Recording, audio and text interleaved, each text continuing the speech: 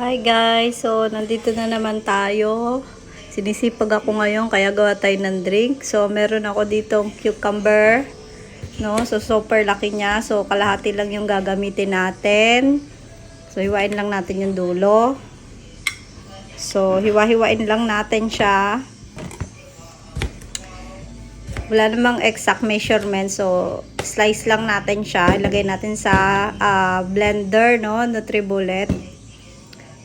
Then, lagyan mo siya ng kalamansi. So, 4 pieces kalamansi lang yung nilagay ko.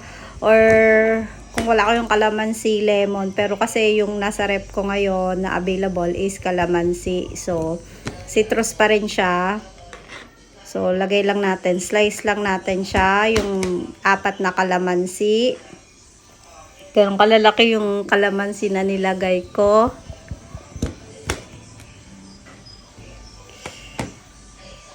So, strain natin siya.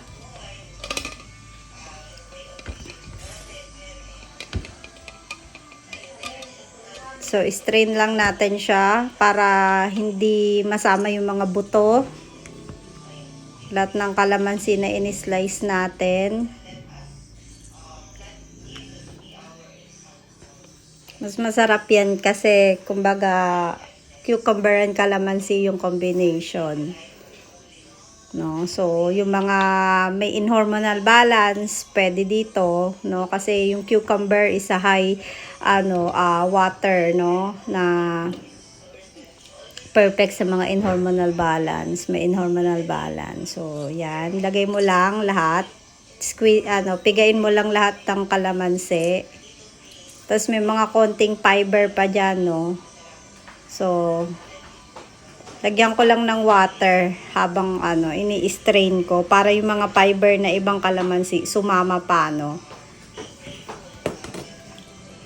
So, lagyan mo lang siya ng tubig. Strain mo lang, yan. Lagyan mo ng tubig.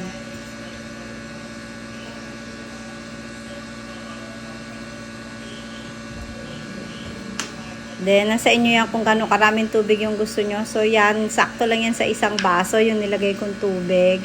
Then, nilagyan ko siya ng honey. Diyan ko na nilagay para ma-mix-mix. Hindi ko nahaluin para mamaya. So, blender nyo lang siya. Lagyan nyo na siya sa NutriBullet. Blend nyo lang para ma-blend yung cucumber. Mahalo na siya totally.